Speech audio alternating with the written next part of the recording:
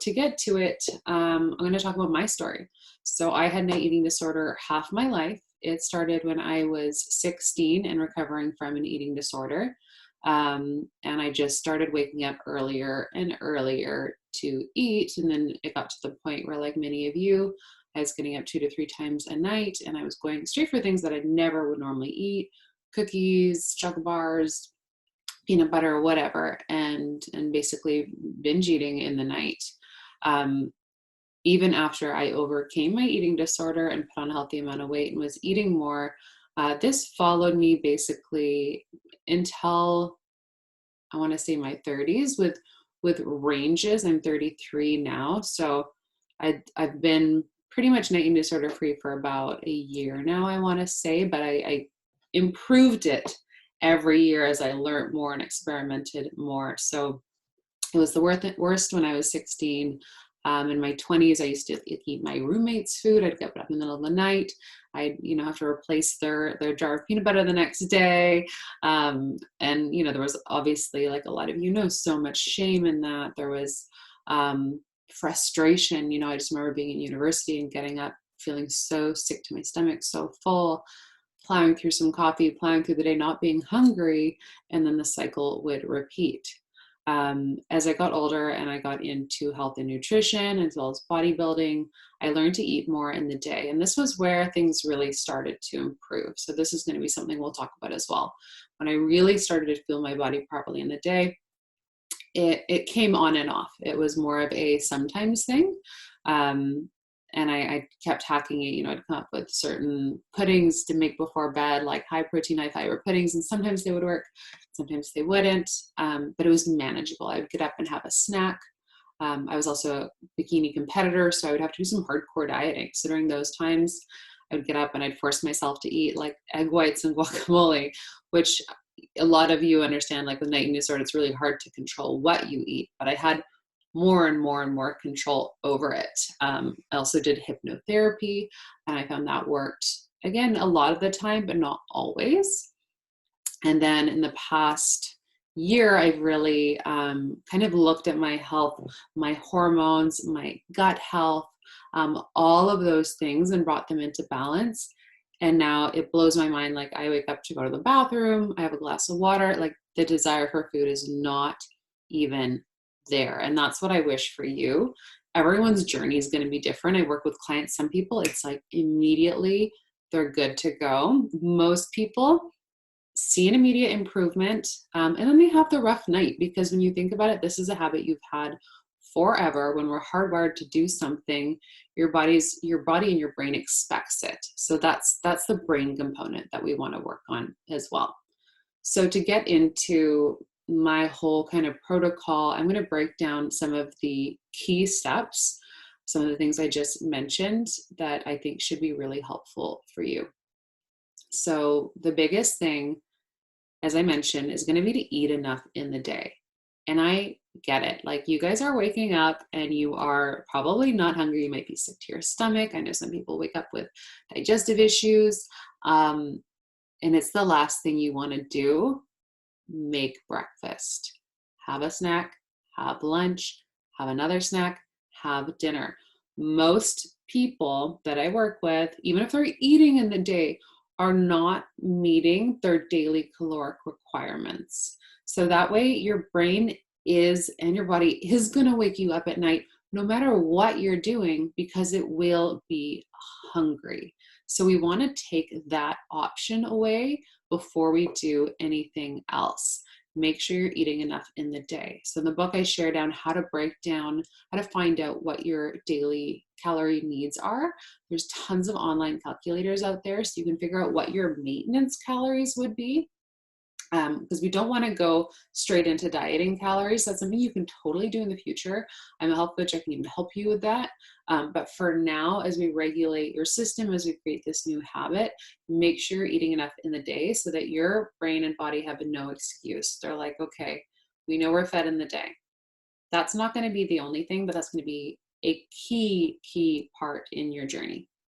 So number one, eat enough in the day and nourish throughout the day. So you want to balance your blood sugar throughout the day. A lot of us are going to have totally irregular blood sugar patterns, cortisol patterns, all of that, we're used to a totally different rhythm. So we want to shift that over. I know there's always that fear of weight gain, but honestly, if you are doing all these things, you're going to be eating less and less at night.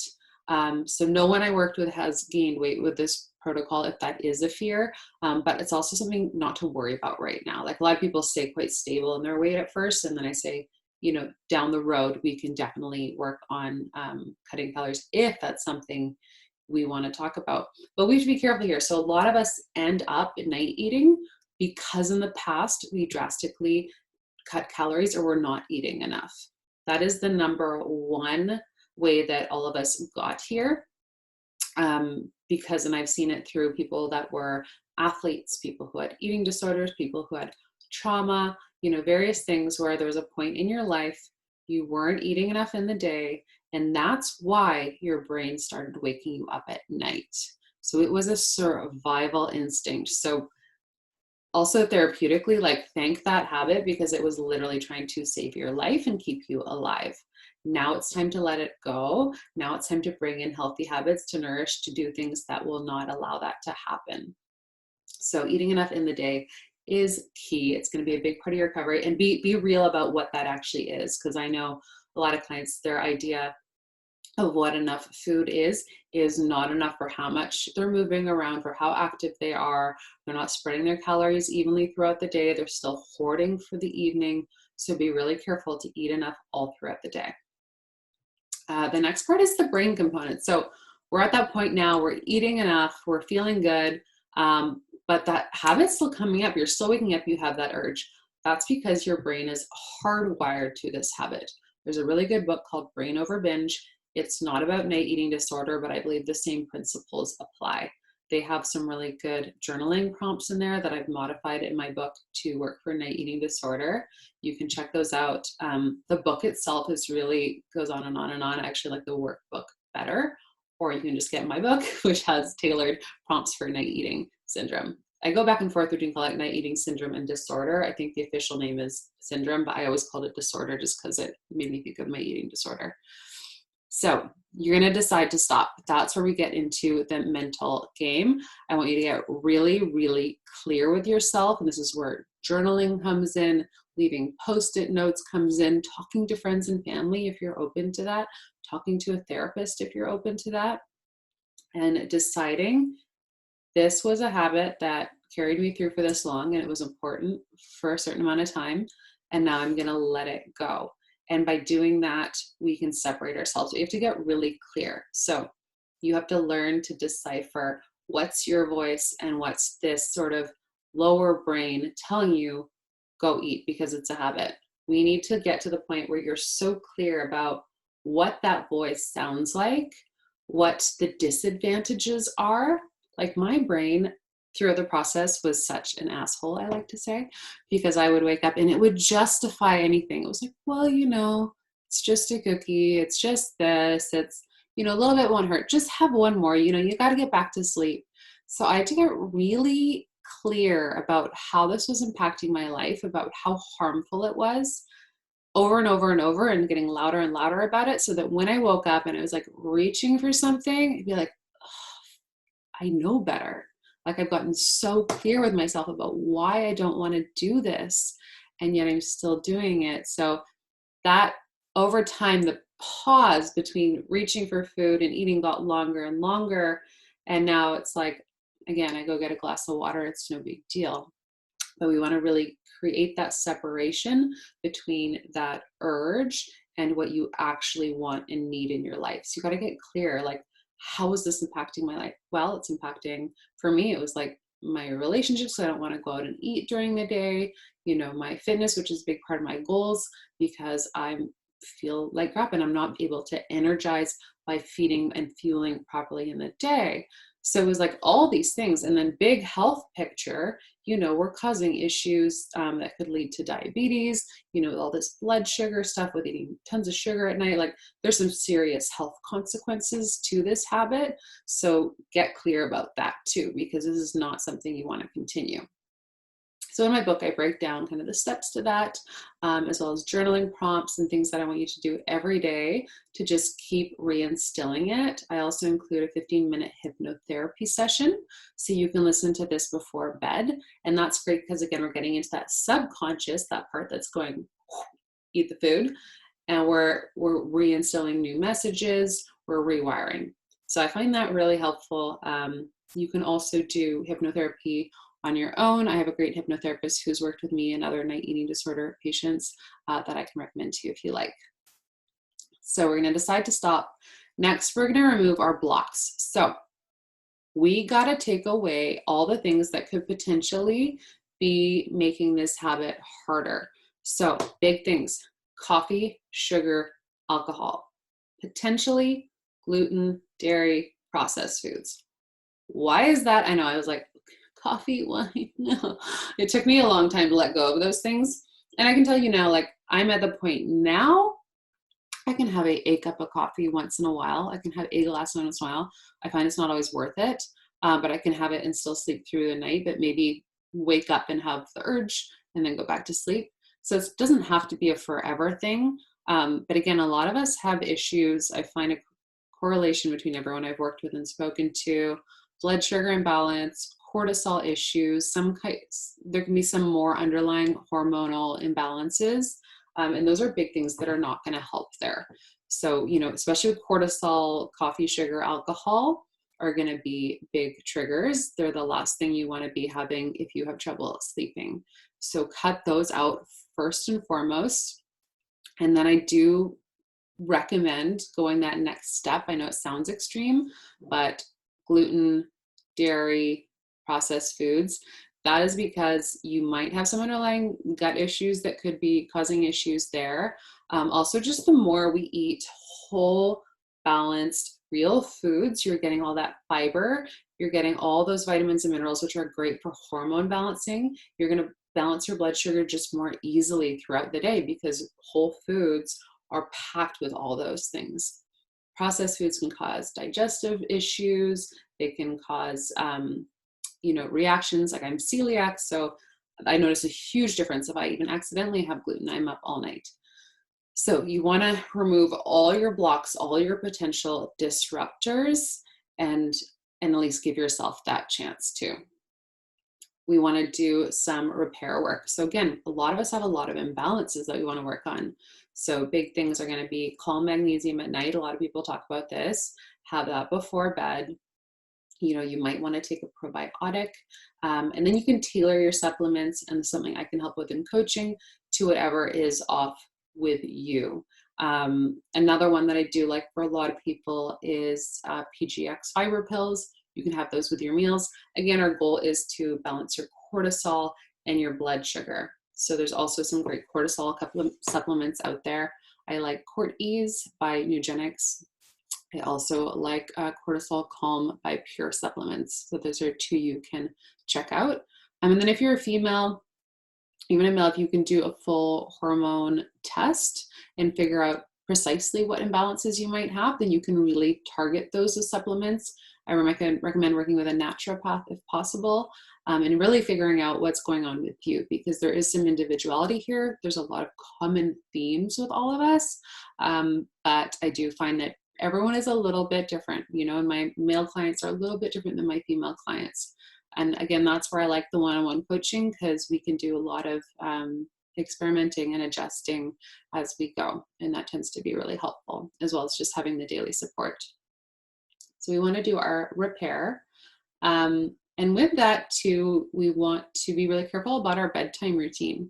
So I know previously I would stay up really late watching TV. I would often have a lot of liquid before bed. I'd have like a snack or a dessert right before bed. And I always thought, well, that would help, right? If I have it now, I'm not going to need it later. And I'd experiment. Well, I'm going to have nut butter. I'm going to have like protein bowl. I'm going to have, and I tried all these things. And then accidentally, through doing some sort of like reset program, stopped eating 2 hours before bed and noticed a huge difference, because my digestive system wasn't still working. Not eating before bed, it's also just one of the best health practices you can do. They've done a ton of research on the circadian rhythm. And there's really mixed research on fasting and all that stuff, but there is a ton of research that says don't eat 2 hours before bed and keep that fast overnight for ultimate longevity and health benefits. They've even shown people who eat the exact same diet, but some don't have that. So some people will not have that fasting period overnight, eating the exact same things, and those who fast overnight have way better health markers, lower body fat, just across the board. It's better. So this is, again, a habit we want to let go of. And I know you guys know that, obviously, and you're ready to do that, obviously. But just a reminder to get into your why you're letting go of this. There's a lot of reasons. So with our bedtime routine, we want to, again, watch out for anything that's going to affect our cortisol. So no banking, no scary movies, avoid arguments if you can, wait till the morning, avoid blue light. Blue light is really going to mess with your melatonin, which is another thing a lot of us are going to be struggling with. So avoid blue light. You can use blue light glasses, but if you can, like an hour before bed, have a bath, add some Epsom salts, have some nice music playing, have some lavender oil. These little things just to help relax your body, I know it sounds really floofy and cheesy, are going to be super, super helpful. So establish that peaceful bedtime routine. You're going to do your journaling before bed, again, to reinstill that why, to reinstill as you go to bed, you're super clear, I'm letting go of this. And another thing to remember when you're journaling, we don't want to use negatives. So you don't want to write, I don't want to wake up and eat at night. You want to keep it in the positive. Apparently your brain registers that better. So you can say, I am free of night eating. I'm sleeping through the night, like positive affirmations that are going to sink into your brain more easily. So you're going to bed in that more relaxed state. This is going to be huge because, again, a lot of us our cortisols, our patterns are mixed up. So we're spiking in the middle of the night. We want to bring that down as much as possible. So we're going to supplement, we're going to nourish, we're going to establish our bedtime routine. Then I want you to think about feedback and growth. So you want to have a growth mindset with this. Again, this is something I worked on for years. You might, because you have all these tools, overcome it pretty quickly, and you might have bad nights, and that's when you get feedback. So with my clients, I notice when there's a bad night, I'll look at their food diary, we'll chat, and often it's a few things. It can be a female's period is coming up, so naturally she's burning more calories, she needs more food, her blood sugar is going to be a little more imbalanced, so we're going to have to bring in some extra fats. Maybe we lower her carbs, we nourish her to balance out those hormones. Maybe you have a glass of wine and you're going to find, oh my God, that nightly habit is a huge trigger for me. I had a terrible night. You have a really stressful day at work, you wake up in the night, so you go, okay, when I have a stressful day at work, what is something I can instill every day? And some of these really simple, really holistic practices that seem like there's no way just, me doing yoga after work is going to change it, can change your life. Like, we really have to find our personal disruptors, what our triggers are, and work through those. And again, if you guys have underlying mental health struggles, if you have trauma, definitely see a professional for those. Also with all the hormonal stuff, see a professional, like get as much help as you can.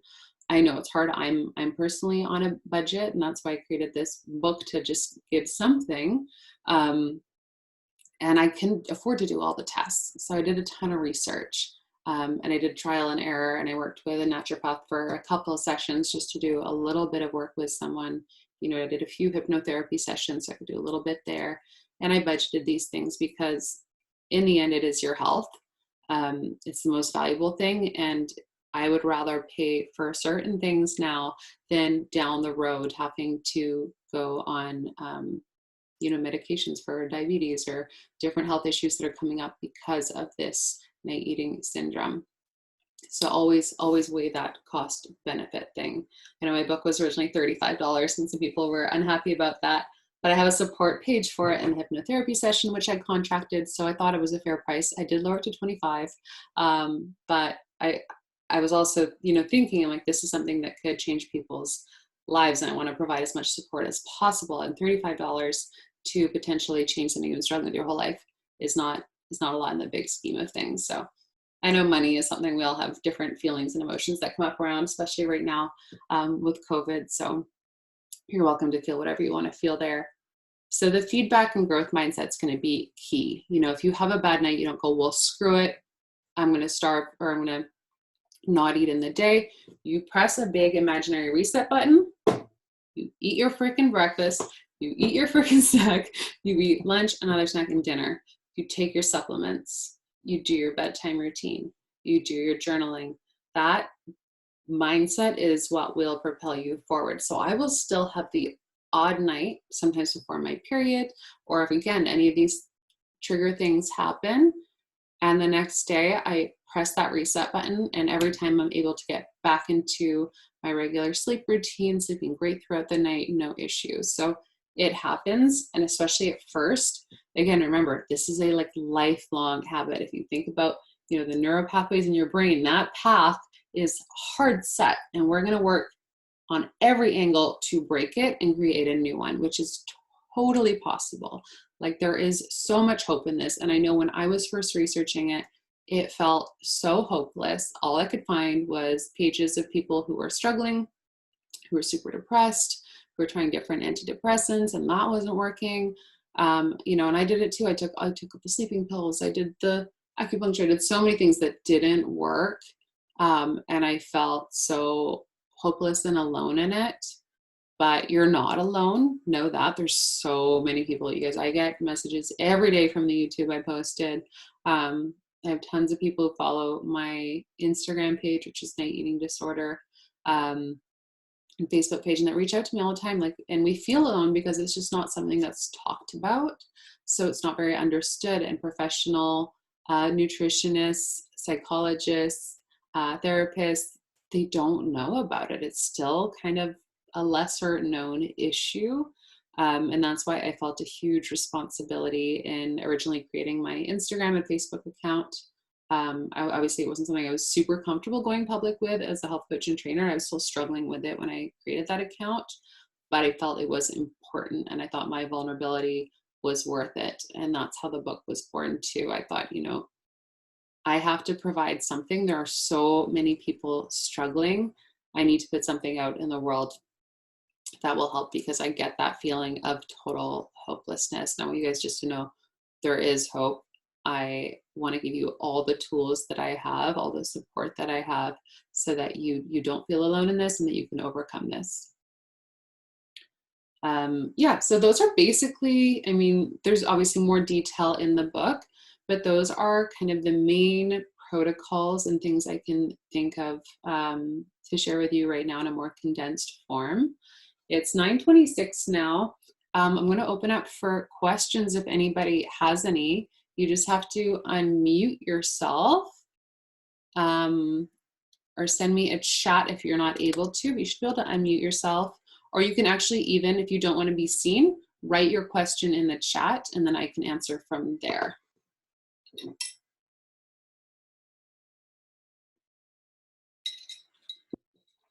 I'll give it a few minutes. And if you guys don't have any questions, then I'll just kind of give a little summary and round it up.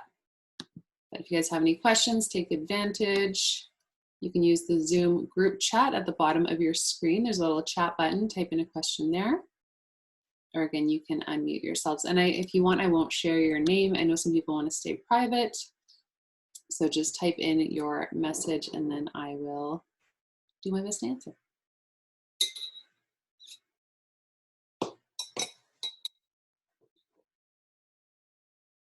Right, so I'm not seeing any questions come in. So I'll just summarize kind of the key protocols that we went over today. And I'll keep my eye on the chat if you guys want to add in any comments or questions. So big things. We want to eat enough during the day.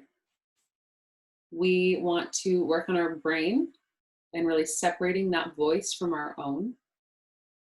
We want to remove our potential blocks: coffee, alcohol, sugar, potentially gluten and dairy, processed foods being the main ones. We want to work on repair through proper supplementation. potentially some gut repair in there. If any of you have gut issues on that subject, I do recommend doing a full elimination diet.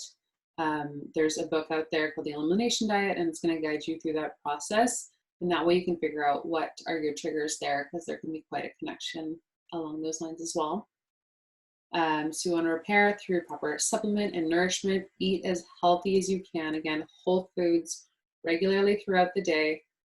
Make sure you are getting those daily calories in. If you can, also get an understanding of what macros you need. I break this down in the book as well. Make sure you're getting a high protein, moderate to high fat, moderate to high carb diet. Everyone's different with carbs. I do find a lot of people with this do better on a moderate carb amount, higher fat, moderate to high protein. Establish your bedtime routine.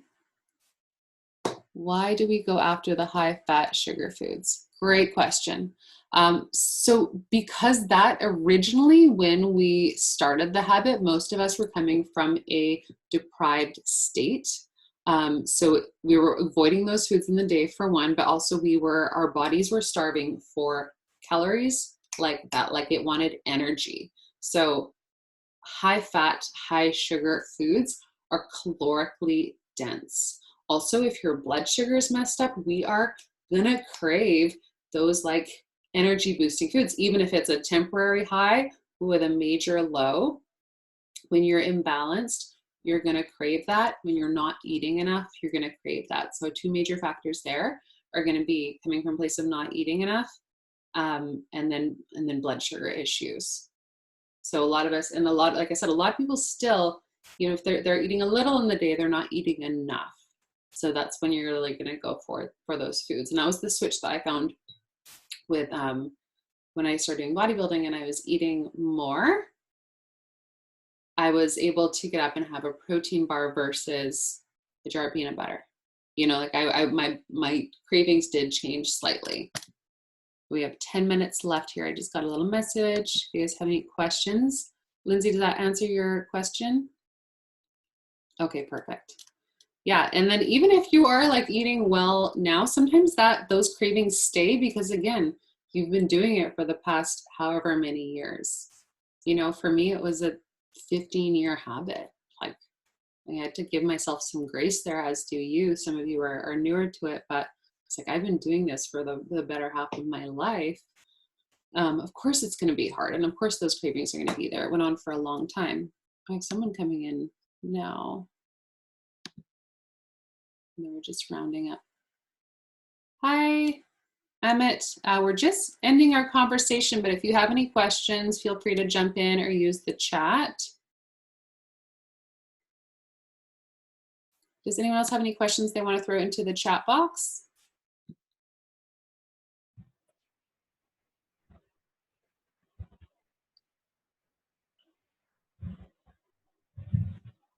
Nope.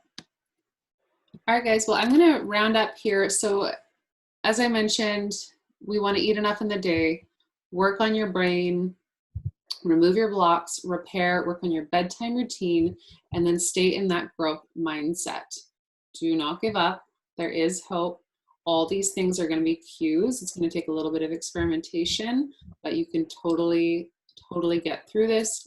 I'm here to support you. I'm on Instagram under Night Eating Disorder, as well as Jillian Young Fit. That's Jillian with a G. You can email me at jillian@jillianyoung.com. And my book is on my website. It's also on Amazon as a Kindle, but it's on my website, jillianyoung.com. You go shop and then ebooks, or even jillianyoung.com/ebooks. I'll actually put this all in the chat so you guys.